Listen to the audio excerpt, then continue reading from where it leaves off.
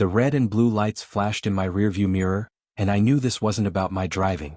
I had been going exactly the speed limit, my hands at 10 and 2, my registration current, my inspection sticker fresh. But none of that mattered when you're a black woman in a nice car in the wrong neighborhood, apparently. Which country are you listening from? Tell us in the comments below. My name is Monica Williams, and I've spent 42 years learning how to navigate this world as a black woman in America. I'm a pediatric nurse at Children's Hospital of Philadelphia, a mother of 3, and until that humid Tuesday evening in July, I thought I had figured out how to move through life without attracting the wrong kind of attention. I had worked the evening shift that day, staying late to comfort a 7-year-old boy named Marcus who was scared about his surgery the next morning. His mother couldn't stay overnight due to work obligations, so I held his hand until he fell asleep, humming the same lullaby I used to sing to my own children. Amazing Grace always seemed to calm the little ones. It was nearly 10:30 when I finally gathered my things and headed to my car in the hospital's parking garage. The hospital sits in North Philadelphia, a part of the city that's seen better days but where hope still lives in the dedicated staff who show up every day to heal children. I've worked there for 8 years now, ever since I completed my nursing degree at Temple University. It was a long journey to get there. I had my first child, Keisha, when I was just 19, which meant putting my education on hold while I worked multiple jobs to support us. I drive a 2019 Honda Accord, nothing flashy, nothing that should draw attention. I bought it used from a dealership in the suburbs, saved up for 18 months to put down a decent down payment. The salesman, a middle-aged white man with a practiced smile, seemed surprised when I walked in wearing my scrubs and asked to test drive it. He kept steering me toward older models with higher mileage until I showed him my pre-approval letter from the credit union. The car is reliable, safe, and gets good gas mileage. Perfect for a single mother who works long hours and needs to shuttle 3 kids to school, practice, and everywhere else they need to be. The car represents more than transportation to me. It represents progress, stability, the American dream that I've been chasing since I was a teenager with a baby and no clear path forward. Every payment I make is a statement that I belong, that I deserve nice things, that my children deserve better than what I had growing up. The hospital is in North Philadelphia, and I live in Mount Airy, a 20-minute drive on a good day, longer when traffic is heavy or when construction clogs the usual routes. I've made this trip hundreds of times, usually listening to gospel music on WDS or catching up on missed calls from my kids. Sometimes I listen to audiobooks, usually self-help or nursing journals, anything that helps me grow professionally or personally. That night, I was thinking about my youngest, Terrence, who was starting his senior year of high school in just 3 weeks. He'd been accepted to Howard University on a partial academic scholarship, and I was so proud I could barely contain it. The acceptance letter was still pinned to our refrigerator, next to his honor roll certificates and a photo of him receiving an award for community service. Howard had been his dream school since middle school, when his history teacher told him about the university's legacy of producing black leaders and intellectuals. Terrence was everything I had hoped for in a son and more than I had dared to dream possible when I was struggling as a young single mother. At 17 he was already 6'2" with his father's broad shoulders and my stubborn streak. He played varsity basketball, not because he was the most talented player on the team, but because he worked harder than anyone else. His coach, Mr. Thompson, often said that Terrence was the heart of the team, the one who lifted everyone else up when they were down. Academically, Terrence maintained a 3.8 GPA while taking AP courses in biology, chemistry, and calculus. He'd never given me a moment's trouble, no detentions, no suspensions, no calls from the principal's office. He was president of the student council, a position he'd won by organizing a school-wide fundraiser for the local food bank that raised over $3,000. He volunteered at that same food bank every Saturday morning, had been doing so since he was 14. His plans were clear and ambitious. Pre-med at Howard, then medical school, then a residency in pediatrics.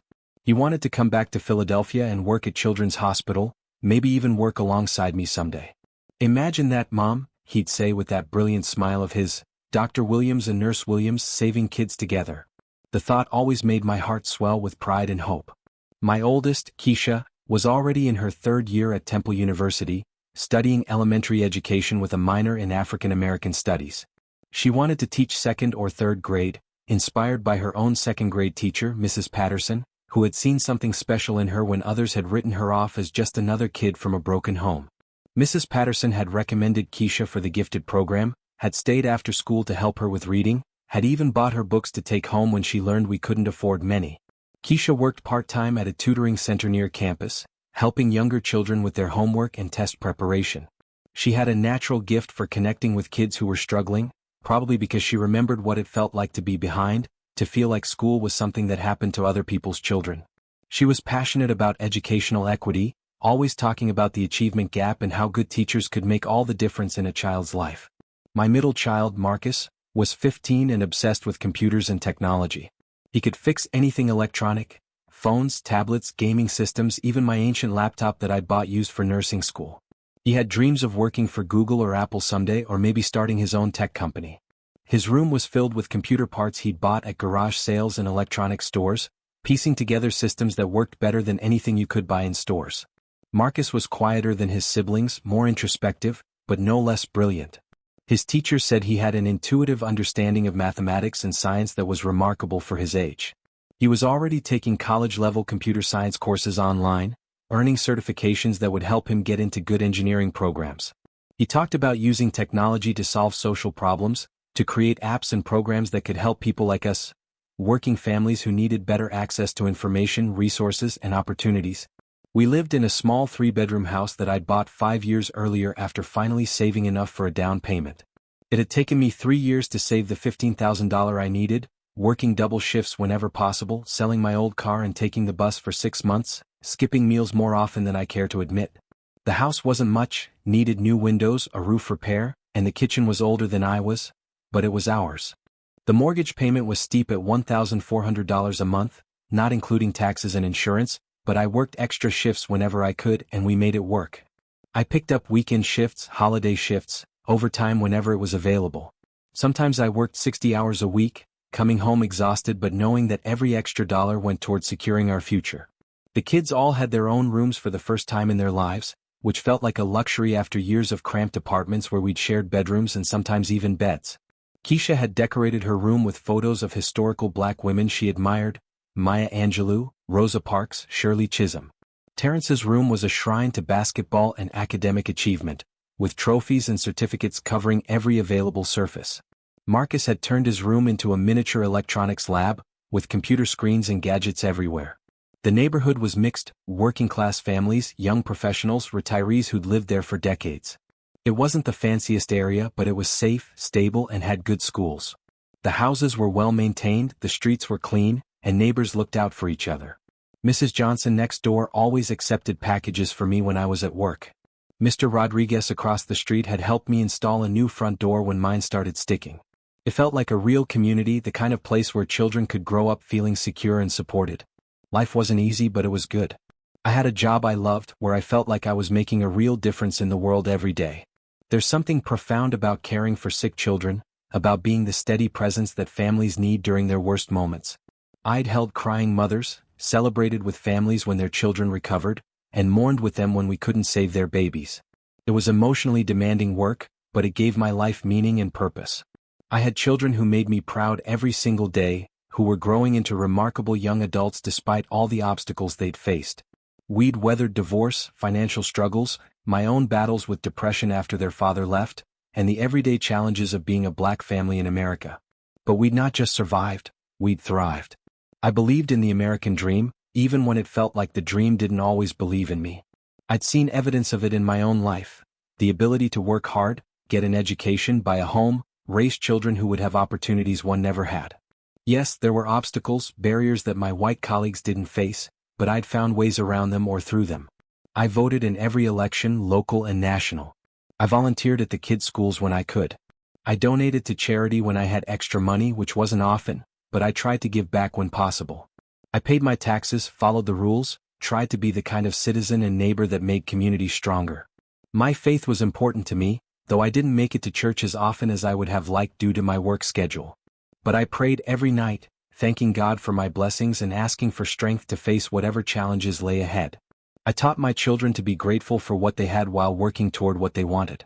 That night, as I drove home from the hospital, I was thinking about all of this: my blessings, my children's futures, the plans we were making for Terrence's college send-off. I was mentally planning his going-away party, thinking about which relatives to invite, what food to serve, how to make it special without spending money we didn't have. I was also thinking about work. We'd been short-staffed all week, and I'd volunteered to pick up an extra shift on Saturday. The overtime pay would help with Terrence's college expenses. Even with his scholarship, there were still fees, books, room and board costs that weren't covered. I'd already started working extra hours to build up savings for his freshman year expenses. The radio was playing quietly, a gospel station that featured both traditional hymns and contemporary Christian music. Kirk Franklin was singing about faith and perseverance, themes that resonated deeply with my life experience. I hummed along as I drove, feeling peaceful and content despite my fatigue. I was 5 minutes from home, driving through a quiet residential neighborhood when I saw the lights. My heart sank immediately, that familiar feeling of dread settling in my stomach like a stone. I knew this feeling well. Every black person in America knows this feeling. It's the instant recognition that your evening has just taken a potentially dangerous turn, that you're about to be judged not as an individual but as a representative of your entire race. I pulled over carefully, putting on my hazard lights and rolling down all 4 windows as I'd been taught by my father years ago. Make yourself visible, he'd said. Keep your hands where they can see them. Don't give them any excuse. I placed my hands on the steering wheel where they could be clearly seen and waited, my heart pounding but my breathing steady. The officer took his time getting out of his patrol car. Through my mirrors I could see him running my plates, talking into his radio, taking notes on a clipboard. The wait felt eternal, each second stretching into minutes. I used the time to mentally review everything I'd done while driving. Had I rolled through a stop sign? Exceeded the speed limit even briefly? Failed to signal? I couldn't think of anything, but doubt began to creep in. Finally, he approached my window, flashlight in hand, even though the streetlights provided plenty of illumination. It was a power move, I realized. The bright light in my face was meant to disorient and intimidate. I squinted but kept my hands visible and my voice ready. License and registration, he said without preamble. No explanation of why he'd stopped me, no greeting, no acknowledgement of my humanity. Just a demand, delivered in a tone that suggested I was already guilty of something. Of course, officer, I replied, keeping my voice steady and respectful. I'd practiced this conversation in my head countless times, like every black parent does. I'm going to reach into my purse for my license, and then into my glove compartment for my registration. I'm moving slowly so you can see what I'm doing. He grunted in response, shining his flashlight into my car, sweeping it across the seats as if he expected to find something incriminating. The light lingered on my work bag, my purse, the coffee cup in my console. He was conducting a visual search, looking for any excuse to escalate the situation. I handed him my documents with steady hands, though my heart was racing. Years of dealing with difficult patients and their families had taught me to remain calm under pressure, and I drew on that training now. Officer Bradley, according to his name tag, was a white man in his early 40s with a thick neck, cold blue eyes, and the kind of mustache that suggested he took himself very seriously. He studied my license with more attention than necessary, holding it up to compare my face to the photo, as if I might be using someone else's identification. Monica Williams, he said slowly, pronouncing each syllable as if tasting my name. What are you doing in this neighborhood? The question hit me like a slap. This was my neighborhood. I'd been driving through it to get home for 5 years. But I kept my voice level and polite. I'm driving home from work, officer. I'm a nurse at Children's Hospital. Aha. His tone suggested he didn't believe me. And where exactly is home? I gave him my address, watching his expression grow more skeptical with each word. Mount Airy was a mixed neighborhood, but it was definitely more upscale than where we were currently standing. I could see him processing this information, trying to figure out how someone who looked like me could afford to live where I said I lived. You live in Mount Airy? He asked, his tone implying I was lying. Yes, sir. For 5 years now. And you can afford that on a nurse's salary? The question was loaded with implications, each one more insulting than the last. He was suggesting that either I was lying about my job, engaging in some illegal activity to afford my home, or that someone was supporting me, the welfare queen stereotype that follows black women everywhere. I felt my face grow hot with anger, but I kept my voice level. I work very hard, officer. I often work double shifts and I've been a nurse for 15 years. I also worked multiple jobs while putting myself through nursing school. This was true. Before becoming a nurse, I'd worked as a home health aide, a restaurant server, a retail clerk, a house cleaner, whatever it took to support my family and pay for school. I'd attended classes during the day and worked nights and weekends, studying between patients and during breaks. It had taken me 6 years to complete a 4-year degree, but I'd done it without taking on crushing debt. Officer Bradley walked around my car slowly, shining his flashlight through the windows, peering into the back seat and checking the trunk area from outside. I sat perfectly still, hands still on the steering wheel, trying to project calm even as my mind raced. What was he looking for? What did he think he would find? "Step out of the vehicle," he said when he returned to my window. "May I ask why, officer?" "Step out of the vehicle," he repeated, his hand moving toward his weapon. The gesture was unmistakable, a threat, a reminder of who held the power in this interaction. I complied immediately, my movements slow and deliberate. I stood beside my car, hands visible, while he conducted what he called a safety search of my vehicle. He went through everything. My purse, dumping out the contents onto my hood, wallet, keys, lip balm, pens, receipts, a small package of tissues, my work badge, a photo of my children. My work bag, examining each item, stethoscope, small medical reference books, granola bars, more pens, a change of clothes for emergencies. He even searched the small emergency kit I kept in my trunk, going through the jumper cables, first aid supplies, and bottles of water. Each item he touched felt like a violation. These were my personal belongings, the everyday items that make up a life, and he was handling them as if they were evidence of some crime. He found nothing because there was nothing to find, just the detritus of a working mother's life. A few loose crayons from when my kids were younger, a spare pair of comfortable shoes, some protein bars, a car charger, a small umbrella. "You seem nervous," he observed, watching me carefully as he rifled through my belongings. "I'm not nervous, officer. I'm confused. I still don't understand why you stopped me." This was partially true. I wasn't nervous in the way he meant. I wasn't guilty of anything, wasn't hiding anything. But I was afraid, the kind of deep, bone-level fear that comes from knowing you're powerless in a situation that could escalate beyond your control. "Your driving was erratic. You were speeding." I knew this was a lie. I had been going exactly 35 miles per hour in a 35 zone, using my cruise control as I always did. I had been careful as I always was, especially when driving alone at night in my work scrubs. I was driving the speed limit, officer. I had my cruise control set. "Are you calling me a liar?" The question was a trap and I knew it. If I said yes, he could escalate the situation, claim I was being hostile or uncooperative. If I said no, I was admitting to something I didn't do. Either way I lost. "No, sir. I'm just confused about the discrepancy." By now, a small crowd had gathered. A few people had come out of their homes to watch, drawn by the flashing lights and the unusual sight of a traffic stop that had gone on for more than a few minutes. I could feel their eyes on me and I wondered what they were thinking. Did they see a criminal being rightfully stopped, or did they see what I saw, a hard-working woman being humiliated for no reason? Mrs. Patterson, an elderly white woman who lived on the corner, stood on her porch in her robe and slippers, arms crossed. Mr. Thompson, a black man in his 50s who worked for the city, had stepped out of his house and was watching with obvious concern. A young couple I didn't recognize stood in their doorway, whispering to each other. Officer Bradley seemed to enjoy the attention. He made a show of examining my registration again, calling in my information a second time even though he'd already done so. He asked me to recite my address again, my social security number, my children's names and ages. Each question felt like another small violation, another attempt to make me feel small and powerless. "Where are your children tonight?" he asked. "At home." "Alone?" "My oldest is 17. He's babysitting the younger ones." 17. He raised an eyebrow as if this was somehow suspicious. "That's awfully young to be left in charge." I felt my temper flare. Terrence was more responsible than many adults I knew. He'd been helping me care for his siblings since he was 12, had never given me reason to doubt his judgment or maturity.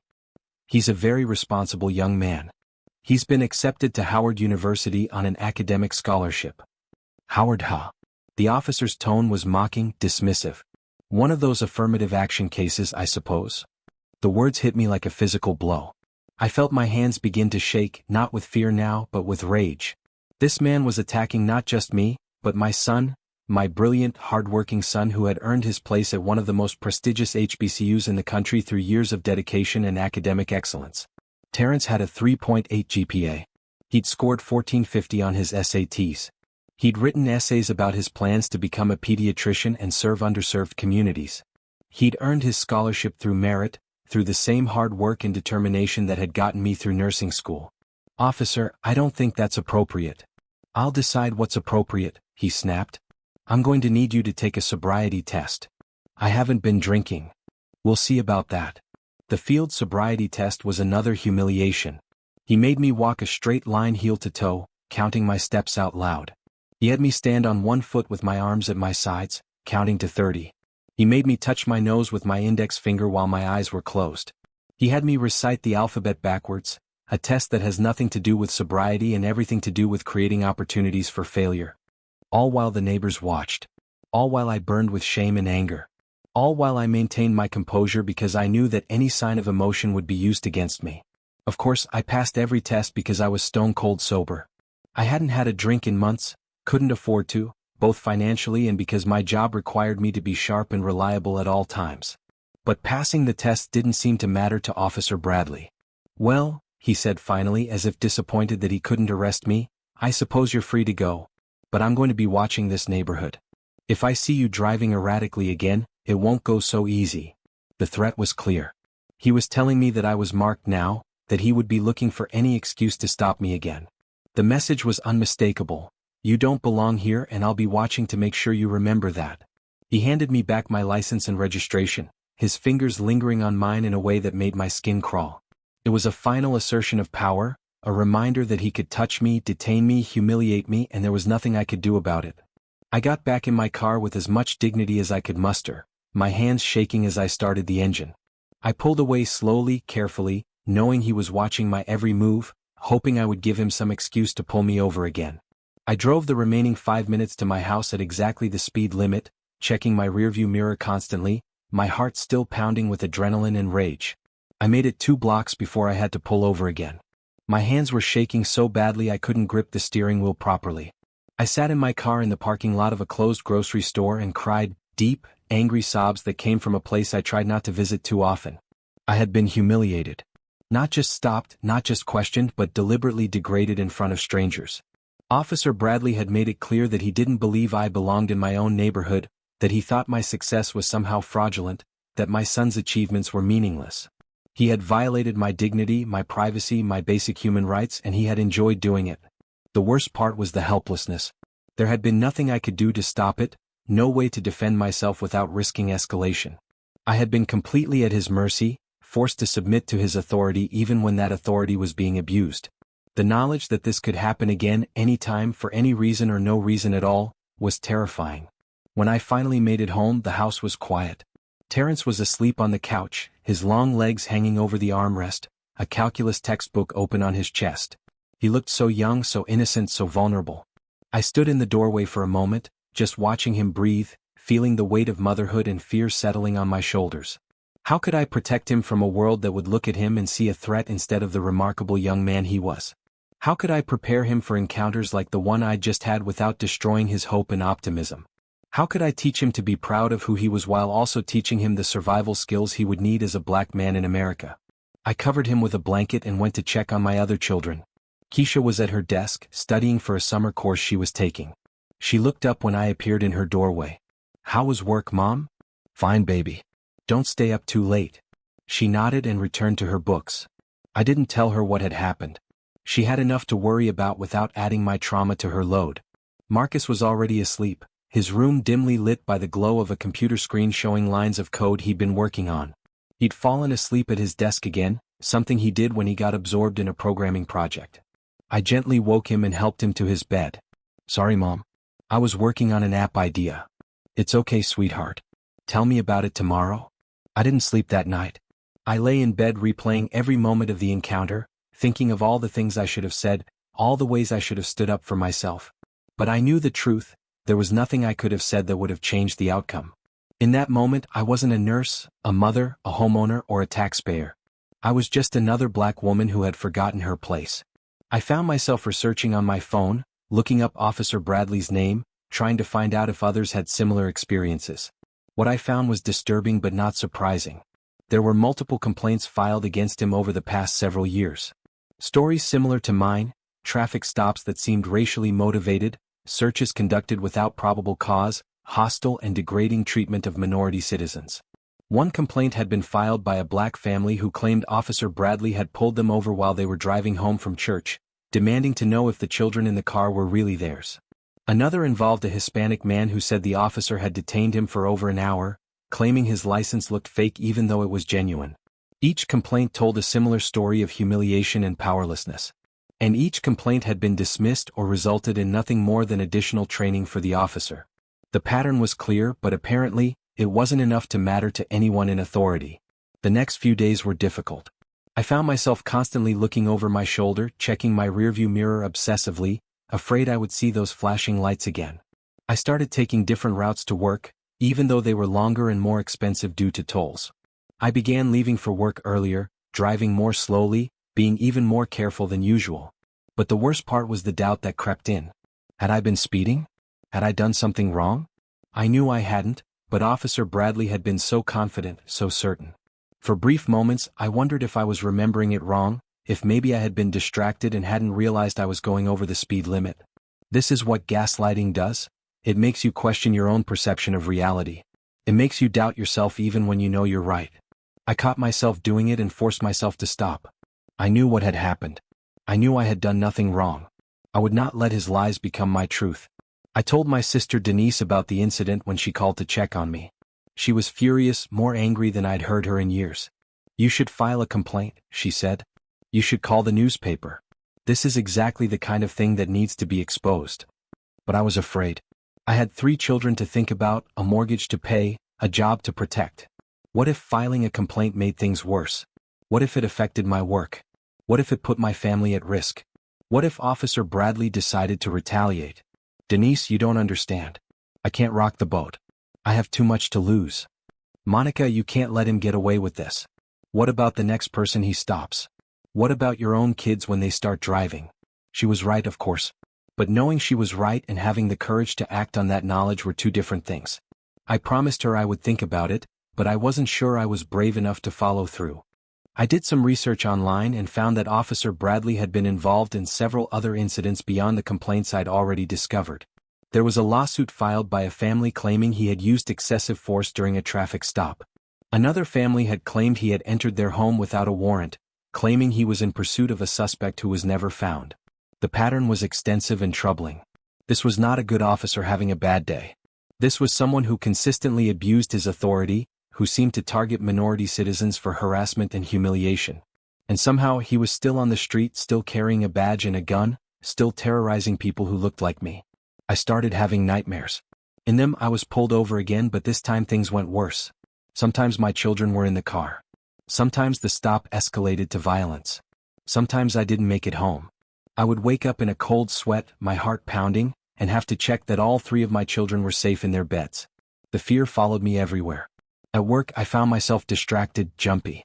When security guards walked by, I tensed up. When police officers brought in patients, which happened regularly in a children's hospital, I felt my stomach clench. I had always been proud of my professionalism, my ability to stay calm under pressure. Now I felt like I was falling apart. My supervisor, Janet, noticed the change in my demeanor. She was a kind woman in her 50s who had been my mentor since I'd started at the hospital. "Monica, are you okay? You seem on edge lately." I considered telling her what had happened, but I was afraid it would make me seem unprofessional or unreliable. Instead, I made excuses about stress at home, about worry over Terrence's college expenses. "If you need to talk, I'm here," she said. "And if you need some time off, we can work something out." Her kindness almost made me cry. It reminded me that there were good people in the world, people who saw me as a human being worthy of respect and compassion. But it also highlighted how powerless I felt. I shouldn't need time off because a police officer had abused his authority. I shouldn't have to suffer in silence because speaking up might make things worse. 2 weeks after the incident, I was still struggling with anxiety and sleep deprivation when something happened that changed everything. I was working a Saturday shift, trying to catch up on some extra hours to help with Terrence's college expenses, when my phone rang. It was almost 2 p.m., and I was just finishing lunch in the break room when I saw Terrence's name on my screen. He rarely called me at work unless it was an emergency. "Mom, I need you to come get me," he said, and I could hear immediately that he was crying. Terrence never cried. Not when he broke his arm playing basketball in 8th grade. Not when his father missed his high school graduation. Not when he was rejected from his first-choice college before Howard accepted him. "What's wrong? Where are you? Are you hurt?" "I'm at the police station downtown. Mom, they arrested me. They said I stole something, but I didn't. I swear on everything I love, I didn't steal anything." My world stopped. For a moment, I couldn't breathe, couldn't think, couldn't process what he was telling me. My son, my brilliant, responsible, college-bound son, was at a police station under arrest. I'm coming right now. Don't say anything to anyone until I get there. Do you hear me? Nothing. I left work immediately, barely stopping to tell Janet there was a family emergency. My hands were shaking as I drove downtown, my mind racing through all the worst-case scenarios. What if they charged him with a felony? What if his college scholarship was revoked? What if this destroyed his future before it had even begun? The police station was an imposing brick building that I'd driven past hundreds of times but never thought I'd have reason to enter. The desk sergeant was polite but unhelpful, telling me only that my son had been arrested for shoplifting at a local electronics store called TechZone. The amount was over $200, which made it a felony charge. When can I see him? He's being processed now. Should be another hour or so. Another hour. My son was sitting in a cell somewhere in this building, scared and confused, while I was forced to wait in an uncomfortable plastic chair in a lobby that smelled like disinfectant and despair. I called my sister, I called my church, I called a lawyer whose number I found online. The lawyer, a black woman named Patricia Hayes who specialized in criminal defense, agreed to meet me at the station. Don't let them question him without representation, she advised. And don't let them convince you that cooperating will make things easier. In my experience, it rarely does. When I finally saw Terrence 3 hours after his arrest, he was a mess. His eyes were red from crying, his clothes wrinkled from being processed and searched. The confident young man who had hugged me goodbye that morning was gone, replaced by a scared child who threw his arms around me like he was drowning. Mom, I didn't do anything wrong. I swear I didn't do anything wrong. The story came out in pieces, interrupted by tears and anger and confusion. Terrence had gone to TechZone with his friend Devin to look at gaming laptops. They had been saving money from their summer jobs. Terrence worked at a community center, Devin worked at a fast food restaurant, to buy Marcus a computer for his birthday. Marcus had been using my old laptop for his programming projects, but it was slow and outdated, barely capable of running the software he needed. Terrence and Devin had decided to pool their money and surprise him with something better. They had spent over an hour in the store, comparing prices, reading specifications, asking questions of the sales staff. They were serious buyers, not just browsing. Terrence had a notebook where he was writing down model numbers and prices, trying to figure out what they could afford. While they were in the laptop section, store security approached them. 2 guards, both white men in their 20s, who demanded to see inside their backpacks. When Terrence asked why, they said they had reports of suspicious activity. What kind of suspicious activity? Devin had asked. Just empty your bags, one of the guards had replied. They complied because they had nothing to hide. In Devin's backpack there were textbooks, a water bottle, his wallet, and some snacks. In Terrence's backpack, the guards found a small wireless gaming mouse, still in its packaging with the store's security tag attached. I had never seen it before, Terrence told me, his voice breaking. I had no idea how it got there. I told them I didn't put it there, but they didn't believe me. The store manager was called, and he immediately accused both boys of theft. He said he was tired of teenagers coming into his store and stealing merchandise, and he was going to make an example of them. He called the police without reviewing any security footage or conducting any kind of investigation. When the police arrived, they arrested Terrence and Devin without question. They were handcuffed, read their rights, and taken to the station in the back of a patrol car. Devin's parents had already arrived and posted bail. Now it was just my son and me trying to figure out how our lives had been turned upside down in the space of a few hours. The lawyer, Patricia Hayes, arrived shortly after I was allowed to see Terrence. She was a small woman with natural hair and intelligent eyes who radiated competence and authority. She listened to Terrence's story without interruption, taking notes and asking clarifying questions. This sounds like a setup, she said finally. It's not uncommon for actual thieves to plant merchandise on innocent bystanders to avoid getting caught themselves. We need to see that security footage. But getting access to the footage proved more difficult than expected. The store manager claimed it would take several days to review and compile the relevant sections. The police said they couldn't release it until their investigation was complete. Everyone seemed determined to slow down the process, to make it as difficult as possible for us to prove Terrence's innocence.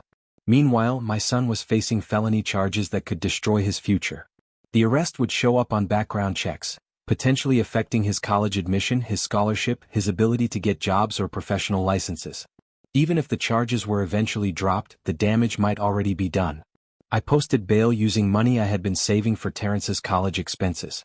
$2,500, nearly 2 months of extra shifts and careful budgeting.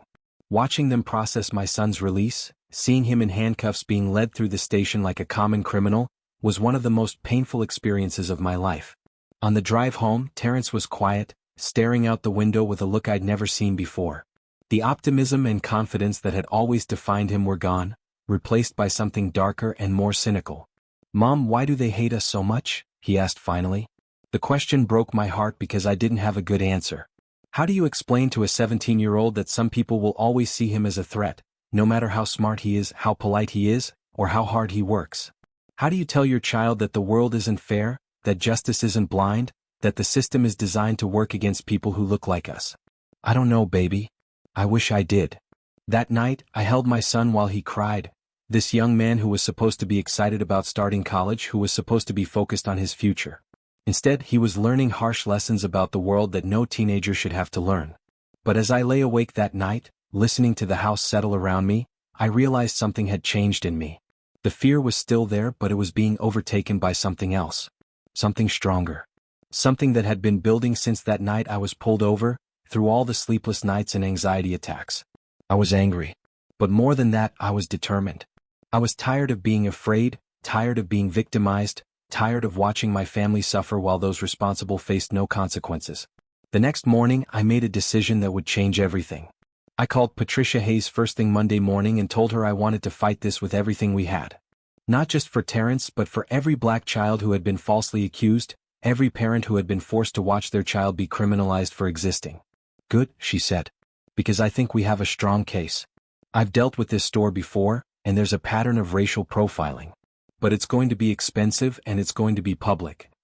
I don't care about the money, and I'm not afraid of publicity anymore." She filed motions to compel the release of the security footage, citing civil rights violations and discriminatory prosecution. She also filed a civil rights complaint with the federal government, alleging that the store and the police department had engaged in a pattern of racial discrimination. While we waited for legal proceedings to move forward, I made another decision. I drove to the police station and asked to speak with Chief Martinez about my traffic stop 2 weeks earlier. I brought with me a notebook where I had written down every detail of my encounter with Officer Bradley: the time, the location, what was said, what was done, how I was treated. Chief Martinez was a Hispanic man in his 50s who listened to my story with what seemed like genuine concern. He took notes, asked clarifying questions, and assured me that the matter would be investigated thoroughly. "Mrs. Williams," he said finally, "I want you to know that the behavior you've described is not acceptable. If these allegations are substantiated, Officer Bradley will face disciplinary action." "Chief Martinez, can I ask you something?" "Of course." "How many complaints have been filed against Officer Bradley?" He hesitated for a moment, then pulled out a thick file. 23 over the past 5 years.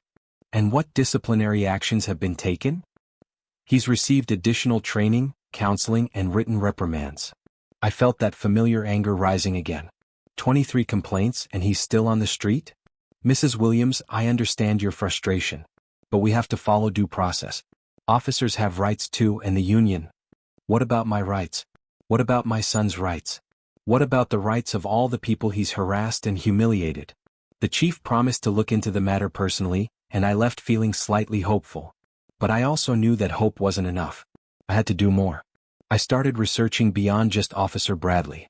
I learned about the local chapter of the NAACP, about civil rights organizations, about lawyers who specialized in police misconduct cases. I found out about body cameras, about citizens' rights during traffic stops, about the statistics on racial profiling in our city. What I discovered was both encouraging and depressing. Encouraging because there were people fighting for change, organizations working to hold police accountable, lawyers willing to take on difficult cases. Depressing because the problem was so much bigger than just one bad officer or one biased store manager. I decided to attend a city council meeting. I had never been to one before, but I put on my best suit and prepared a 5-minute speech about my experience in my son's arrest. When they called for public comment, I stood up and walked to the podium, my heart pounding but my voice steady. "My name is Monica Williams. I'm a pediatric nurse at Children's Hospital, a mother of 3 and a taxpayer in this city. 3 weeks ago, I was pulled over by Officer Bradley for no reason other than driving while black in a nice neighborhood. I told my story calmly and clearly. I talked about the humiliation, the fear, the impact on my family. I talked about my son's arrest and how it could have ruined his future if not for good legal representation and the determination to fight back. I'm not asking for special treatment, I concluded. I'm asking for equal treatment. I'm asking for the same respect and dignity that every citizen deserves. I'm asking for accountability when public servants abuse their authority. The room was silent when I finished. I walked back to my seat, my hands shaking slightly, wondering if I had made a mistake. But then something unexpected happened. One by one, people began to stand up and applaud. Not everyone, but enough to make me feel like maybe, just maybe, I wasn't alone in this fight. After the meeting, several people approached me. Other parents who had similar experiences with Officer Bradley. Community leaders who had been fighting these battles for years. A local reporter who wanted to tell my story. Most importantly, a city councilman who said he had been pushing for police reform but needed more community support. Would you be willing to speak at more meetings? He asked. Would you be willing to share your story with other community groups? I was nervous about becoming a public figure. I didn't want to be seen as anti-police or as someone who was trying to get attention. But I also realized that staying silent hadn't protected me or my family. Maybe it was time to use my voice. The article came out the following week in the city's main newspaper. It was fair and balanced, presenting both my account and the police department's response. The department claimed they took all complaints seriously and that Officer Bradley was under investigation. The article also mentioned similar complaints against the officer and raised questions about accountability and oversight. The response was immediate and overwhelming. My phone rang constantly with calls from other victims of police misconduct, from community organizations wanting me to speak, from reporters wanting follow-up interviews. Some of the calls were supportive, others were hostile, but all of them made it clear that I had touched a nerve. But the real breakthrough came from an unexpected source. 3 days after the article was published, I got a call from David Chin, a law student at the University of Pennsylvania who had been in TechZone the day Terrence was arrested. Mrs. Williams, I've been following your story in the news and I think I can help. I was in that store the day your son was arrested and I saw what really happened. My heart started racing. What did you see? I saw a white guy in his 20s acting suspiciously near the laptop section. He kept looking around nervously and I thought he might be shoplifting. I saw him approach your son and his friend, pretending to ask about one of the computers. While they were talking, he dropped something into the taller boy's backpack. This was exactly what Terrence had suspected but couldn't prove. Did you tell anyone at the time? I tried to, but the security guards weren't interested in what I had to say. They had already decided your son was guilty. I've been feeling terrible about it ever since. I should have spoken up more forcefully. David agreed to testify in Terrence's defense and to provide a written statement detailing what he had witnessed. His testimony, combined with the security footage that Patricia Hayes had finally obtained through legal motions, clearly showed that Terrence had been framed. The case against my son was dropped immediately. The district attorney apologized for the false arrest and expunged the charges from Terrence's record. The real thief, identified through the security footage and David's testimony, was arrested and charged. But I wasn't satisfied with just clearing my son's name. I wanted to make sure this didn't happen to other families. Working with Patricia Hayes and several community organizations, I filed a civil rights lawsuit against TechZone for racial profiling and discrimination. The lawsuit revealed a pattern of targeting Black and Hispanic customers, of subjecting them to additional scrutiny and false accusations. Other families came forward with similar stories. The case eventually settled out of court for an undisclosed amount, but more importantly, TechZone agreed to implement new policies on customer treatment and employee training. Meanwhile, the investigation into Officer Bradley was gaining momentum. The publicity from my case had encouraged other victims to come forward, and the mounting evidence of misconduct became impossible to ignore. The FBI opened a civil rights investigation, and the city announced new policies on police accountability. Officer Bradley was finally fired after an internal investigation substantiated multiple complaints against him. He was also charged with several crimes, including perjury for lying in police reports and civil rights violations for his pattern of targeting minority citizens. The changes didn't happen overnight and they weren't perfect. But they were a start. Body cameras were mandated for all patrol officers. A civilian oversight board was established with real power to investigate complaints and recommend disciplinary action. Officers were required to undergo implicit bias training, and those with multiple complaints were flagged for additional supervision. 6 months after that terrible night when I was pulled over, I was invited to speak at a police community relations event. I stood at the podium in the same community center where I had attended my first city council meeting, looking out at an audience of police officers, city officials, and community members. I didn't ask to become an activist, I began. I just wanted to drive home from work without being harassed. I wanted my son to be treated fairly when he went shopping. But sometimes life forces you to become more than you thought you could be. I talked about the importance of accountability, about the need for police and communities to work together, about the possibility of change when people are willing to stand up and speak out. I talked about the courage it takes to challenge injustice, even when doing so puts you at risk. After my speech, a young police officer approached me.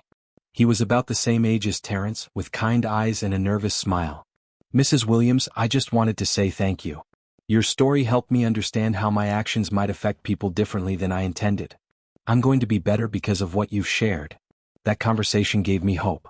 Not just for my children but for all the children who would grow up in a world where maybe, just maybe, they would be judged by their character rather than their skin color. Today, as I write this, Terrence is in his second year at Howard University. He's studying pre-med just as he planned, and he's thriving academically and socially. The false arrest shook him deeply, but it also gave him a clearer understanding of the world he's preparing to enter. He's learned to navigate life with both confidence and caution, understanding that his skin color will sometimes be seen as a threat, but refusing to let that define him or limit his dreams. He's become involved in student government and civil rights organizations on campus. He speaks to high school students about knowing their rights and standing up for justice. He's turned his painful experience into a source of strength and purpose. Marcus is a senior in high school now, and he's been accepted to several excellent colleges with full scholarships for computer science. He wants to use technology to solve social problems, to create apps and programs that can help bridge divides and promote understanding. He's already created an app that helps young people know their rights during police encounters, which has been downloaded thousands of times. Keisha graduated from Temple last year and is now teaching third grade in North Philadelphia. She's following in the footsteps of Mrs. Patterson, the teacher who inspired her, seeing potential in children that others might overlook. She's passionate about educational equity and works tirelessly to ensure that all her students have the support they need to succeed. As for me, I'm still a pediatric nurse at Children's Hospital. I still work long hours, still comfort scared children and worried parents, still find deep meaning in caring for others during their most vulnerable moments. But I'm also something else now. I'm a voice for change, a person who refuses to be silent when I see injustice. I serve on the Civilian Oversight Board that was created partly as a result of my advocacy. I speak at community events, sharing my story and encouraging others to stand up for their rights. I work with organizations that provide legal assistance to families facing discrimination and police misconduct. I've learned that courage isn't the absence of fear. It's doing what's right even when you're afraid. It's speaking up even when your voice shakes. It's standing up for yourself and others even when it would be easier to look the other way. It's understanding that your individual experience is part of a larger pattern, and that change requires collective action. The night I was pulled over, I felt powerless. I felt like I was at the mercy of a system that didn't value my humanity. But I learned that I had more power than I realized. The power to speak up, to organize, to demand better. The power to change things, one conversation, one meeting, one voice at a time. There's still work to be done. There are still Officer Bradleys out there, still stores that profile customers based on race, still young men like my son who face discrimination and prejudice simply because of how they look. But there are also David Chens, people willing to stand up and do what's right even when it's difficult. There are police officers who want to serve their communities with honor and integrity. There are community leaders who refuse to give up, and ordinary citizens who find extraordinary courage when it matters most. I think about that scared woman sitting in her car 2 years ago, hands shaking as she watched Officer Bradley swagger back to his patrol car. I want to tell her that it's going to be okay, that she's stronger than she knows, that her voice matters, her story matters, her life matters, that the fear she feels is real and valid, but it doesn't have to define her. I want to tell her that they can try to make you feel small, but they can't change who you are. They can question your right to be in your own neighborhood, but they can't take away your dignity unless you let them. They can try to silence you, but they can't stop you from speaking truth if you're brave enough to use your voice. The road to justice is long and sometimes lonely. There are setbacks and disappointments, victories that feel too small and changes that come too slowly. But it's a road worth walking, and every step forward, no matter how small, makes it easier for the next person to follow. I've learned that individual acts of courage can create ripple effects that spread far beyond what we can imagine. My decision to speak up about my traffic stop led to changes in police policies that will affect thousands of people. My son's experience led to reforms at a store that will benefit countless future customers. Our willingness to fight back instead of accepting injustice created opportunities for others to do the same. I've also learned that healing from trauma requires action. 4 months after my encounter with Officer Bradley, I was consumed by fear and anxiety. But once I decided to fight back, to channel my anger into advocacy, I began to heal. Taking action gave me back my sense of agency and power. It transformed me from a victim into an agent of change. My children have learned these lessons too. They've seen that their mother is not helpless, that our family is not powerless, that ordinary people can make extraordinary differences when they're willing to stand up for what's right. They've learned that being black in America comes with challenges, but it also comes with strength, resilience, and the power to create change. They judged me by my skin color that night. They saw a black woman in a nice car and assumed the worst. They tried to humiliate me, to put me in what they thought was my place. But I showed them the strength of my spirit, the power of my voice, and the unbreakable determination of a mother who refuses to let injustice define her family's future. And in the end, that made all the difference. The fight continues, but I'm no longer afraid. I know who I am, I know what I'm worth, and I know that change is possible when people are willing to stand up and demand it. I know that my voice matters, that my story has power, and that speaking truth can light the way for others walking similar paths. My name is Monica Williams. I'm a nurse, a mother, and a fighter for justice. I'm a woman who refused to be silenced, who turned her pain into purpose, and who discovered that ordinary people can do extraordinary things when they find the courage to stand up for what's right. And this is my story, a story of fear transformed into courage, of injustice met with determination, of one woman's refusal to accept a world where her children couldn't dream freely. It's a story that's still being written, not just by me but by everyone who decides that enough is enough, that change is possible, and that the arc of the moral universe really can bend toward justice when we're willing to help it along. The red and blue lights that once terrified me have become symbols of the work still to be done. But they no longer have the power to make me feel small. I am bigger than their assumptions, stronger than their prejudice, and more determined than their attempts to break my spirit. I am Monica Williams, and I am still here. Still fighting. Still believing. Still proving, every single day, that they were wrong about me and everything I represent. And that, more than anything else, is how we win.